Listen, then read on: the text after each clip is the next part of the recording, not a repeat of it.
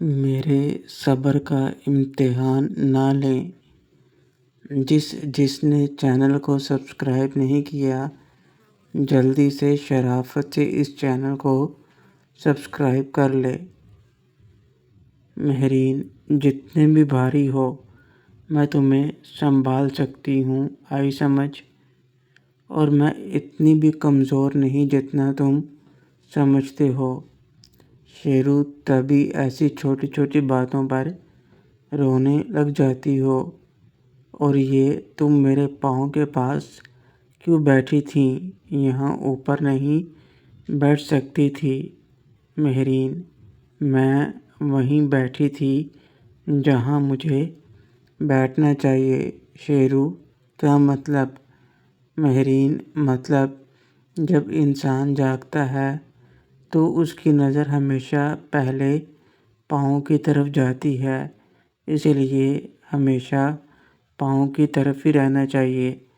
تبھی تو تم نے مجھے پہلے دیکھا، اور ویسے بھی دیکھا نہیں تم نے کبھی۔ ملکہ ہمیشہ بادشاہوں کے پاؤں میں بیٹھتی ہے۔ شیرو، مگر وہ تو ان کی بیوی ہوتی ہے نا؟ مہرین، میں بھی تو۔ مہرین اتنا کہہ کر چپ ہو گئی۔ ہم دونوں کے بیچ ایک خاموشی سی چھا گئی تھی۔ تبھی رخسانہ آنٹی ہاتھ میں ٹرے لیے آ گئیں، جس میں 2 کپ چائے کے تھے۔ آنٹی کو دیکھتے ہی ہم دونوں سیدھے ہو کر بیٹھ گئے۔ رخسانہ، لو چائے پیو تم دونوں، اور تم گھر پر بات کر لو۔ مائرہ کا فون آیا تھا ابھی، میں نے کہہ دیا ہے کہ تم کل آؤ گے۔ شیرو، میں تو بھول گیا تھا، مجھے گاؤں جانا ہے اور ابھی جانا ہے۔ رخسانہ، میں نے کہا نا کل، آج میں تمہیں کہیں نہیں جانے دوں گی۔ آنٹی اتنا کہہ کر واپس چلی گئیں، مگر مجھے اب مائرہ مامی اور نائلہ مامی کی ٹینشن ہونے لگی۔ شیرو، میں نے کہا تھا میں شام تک آ جاؤں گا، ابھی نہ گیا تو مامی ناراض ہوں گی۔ کل ان کے بیٹے کا نام رکھنا ہے اور میں ابھی تک گھر نہیں پہنچا۔ مہرین، وہ غصہ نہیں کریں گی، سب تم سے کتنا پیار کرتے ہیں، تم ایک بار بات کر لو ان سے۔ میں نے اپنا موبائل فون اٹھایا تو دیکھا گھر سے کتنی مس کالز آئی ہوئی تھیں۔ میں نے مائرہ مامی کو فون کیا، جو انہوں نے دوسری بیل پر اٹھا لیا۔ مائرہ، تم ابھی تک موہت کے گھر پر کیا کر رہے ہو؟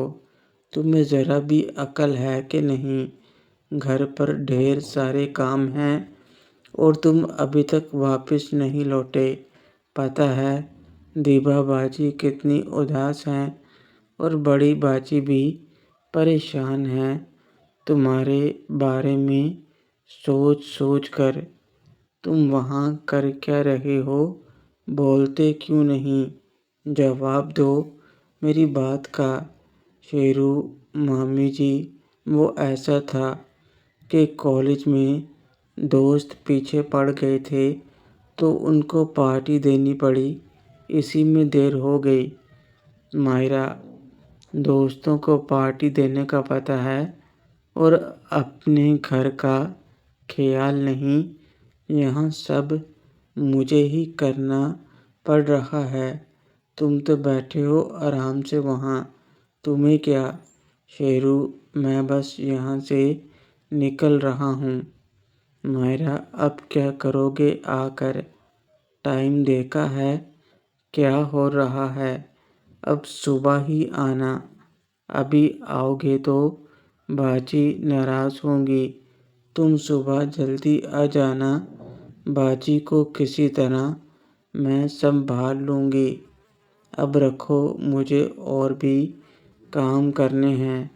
مائرہ مامی نے فون تو کٹ کر دیا، مگر اب مجھے برا لگ رہا تھا۔ گھر پہ اتنے کام تھے اور میں یہاں بیٹھا تھا۔ دیپا مامی کو بھی برا لگ رہا ہوگا، چاہے وہ مجھے کچھ نہ بھی کہیں، مگر دل میں تو ہوتا ہے۔ شیرو، مجھے گاؤں جانا ہوگا۔ مہرین، تم کہیں نہیں جاؤ گے؟ ڈاکٹر نے آرام کرنے کا بولا ہے تمہیں، چپ چاپ آرام کرو، کہیں نہیں جانا۔ شیرو، نہیں مہرین، مجھے جانا ہوگا، گھر پر اتنے کام ہیں اور میں یہاں بیٹھا ہوں، مجھے اچھا نہیں لگ رہا۔ میں مہرین سے بات کرتا ہوا اٹھ گیا۔ ہلکا سا بھاری پن ابھی بھی محسوس ہو رہا تھا سر میں۔ ایک دم سے کھڑے ہوتے ہی ہلکا سا چکر محسوس ہوا تو میں نے سر دونوں ہاتھوں میں پکڑ لیا۔ مہرین ایک دم سے میری بغل میں سہارا دیتے ہوئے کھڑی ہو گئی۔ مہرین، دیکھا تم ابھی بھی ٹھیک نہیں ہو، لیٹ جاؤ بیڈ پر۔ میں واپس بیٹھ گیا اور مہرین نے مجھے چائے تھما دی۔ میں نے بھی چائے پینا ٹھیک سمجھا اور چائے پیتے پیتے اب اچھا لگنے لگا۔ شیرو، اب میں ٹھیک ہوں، اب مجھے چلنا چاہیے۔ مہرین، تمہیں ایک بات سمجھ نہیں آتی، میں تمہیں کہیں نہیں جانے دوں گی۔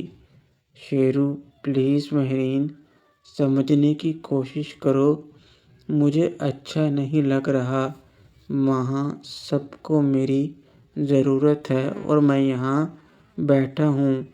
مہرین کے دونوں ہاتھ میں نے اپنے ہاتھوں میں پکڑ کر اس کی آنکھوں میں دیکھتے ہوئے یہ بات کہی تو مہرین کچھ پل خاموشی سے مجھے دیکھتی رہی اور پھر بولی، مہرین ٹھیک ہے، مگر تم اکیلے نہیں جاؤ گے، میں بھی ساتھ چلوں گی تمہارے۔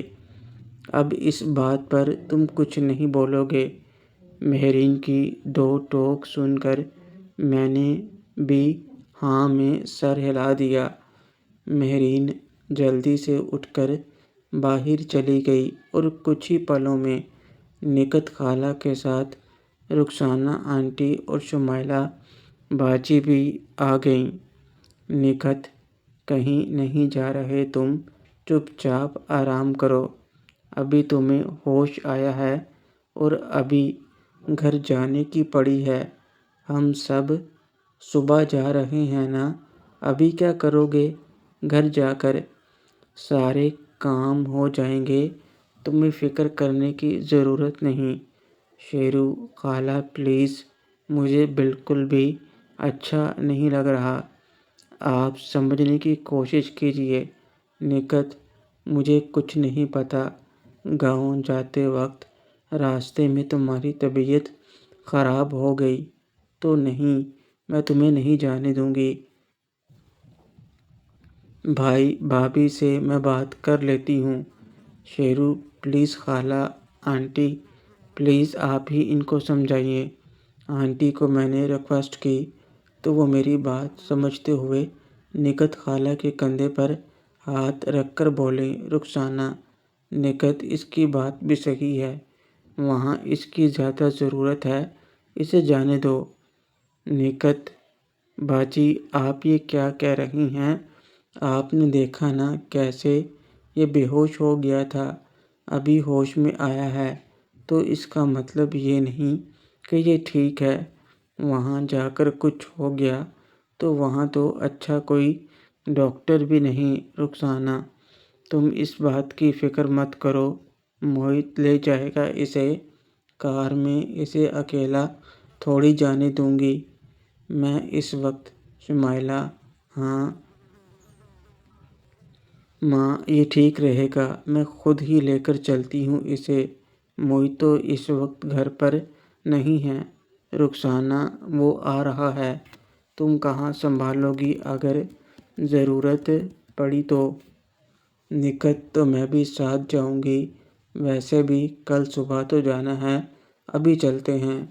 رخسانہ ٹھیک ہے، موہت آ رہا ہے، میں اس کے کپڑے بھی پیک کر دیتی ہوں۔ شمائلہ تم ذرا میرے ساتھ آؤ۔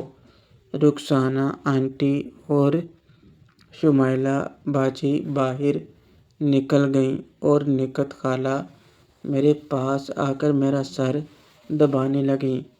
کچھ دیر میں موہت بھی آ گیا اور رخسانہ آنٹی نے اس کا بیگ بھی پیک کر دیا۔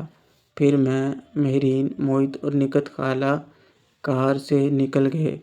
پہلے ہم نکت خالہ کے گھر گئے اور اپنا اپنا بیگ لیا اور پھر گاؤں کی طرف چل پڑے۔ 1 گھنٹے میں ہم گاؤں پہنچ گئے تھے۔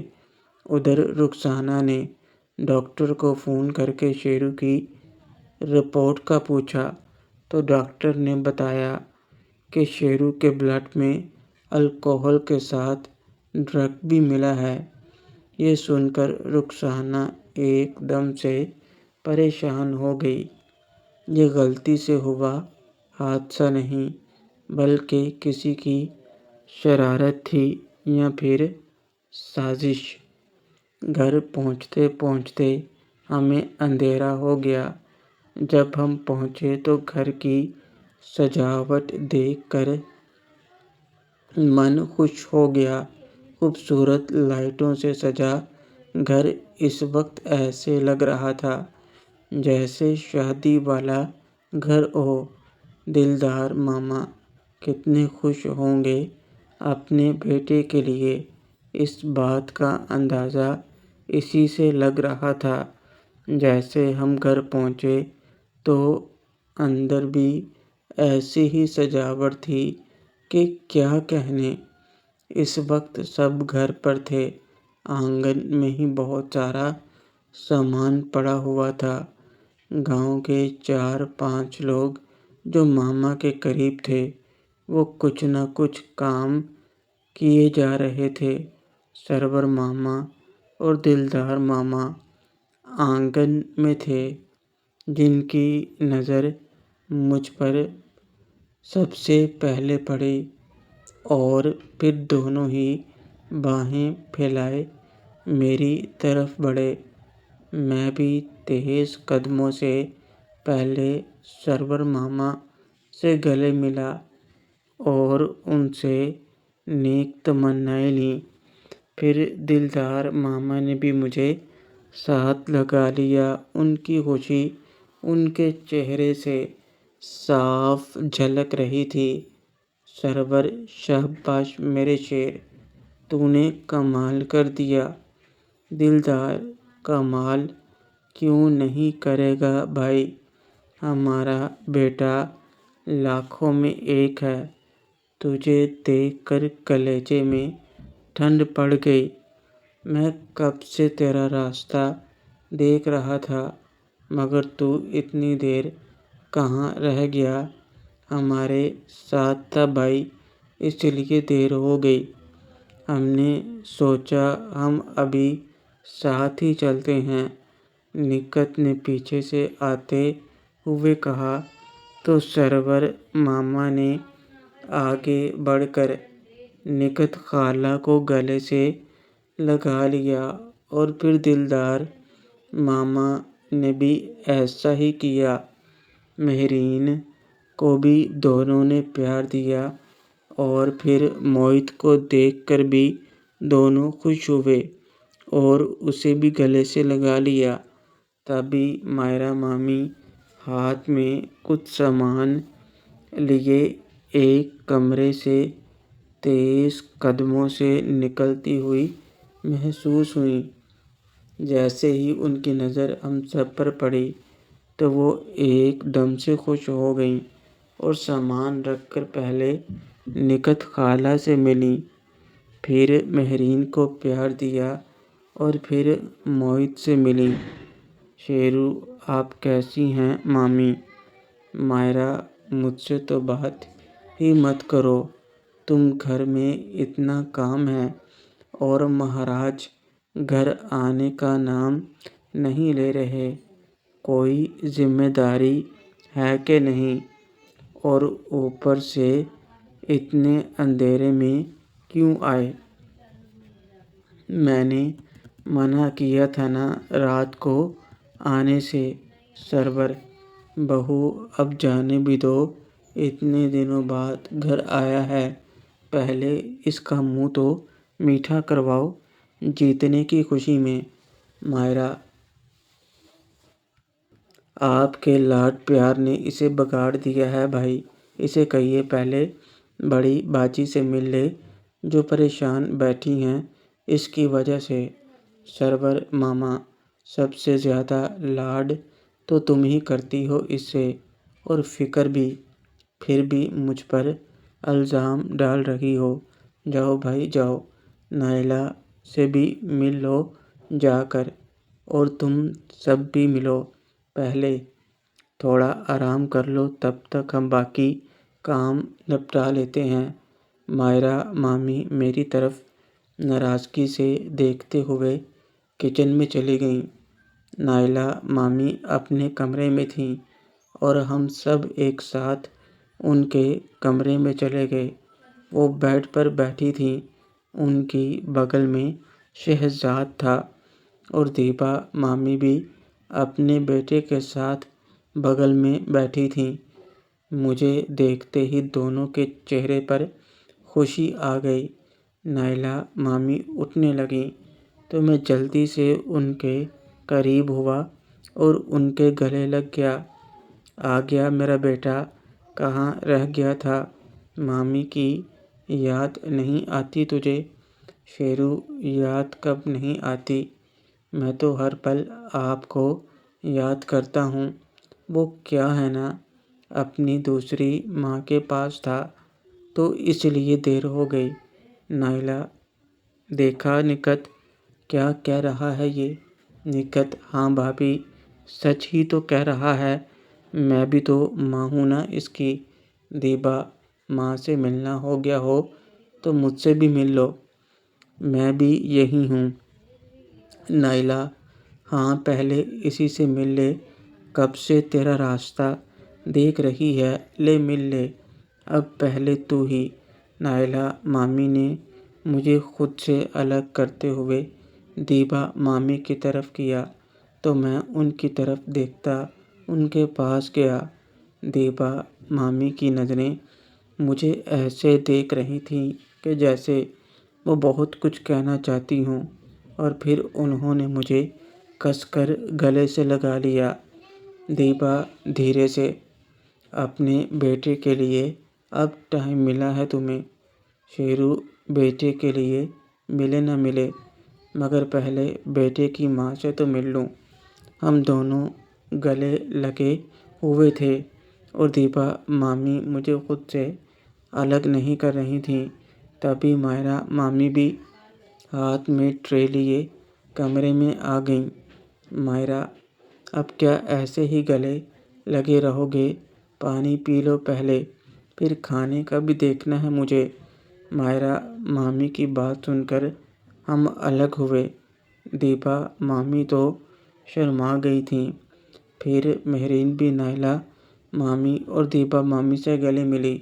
دونوں بچوں کو میں نے باری باری گود میں اٹھایا، اور نکت خالہ کے ساتھ مہرین بھی بچوں کے ساتھ کھیلنے لگی۔ مائرہ مامی منہ پھیلائے پھر نکل گئیں۔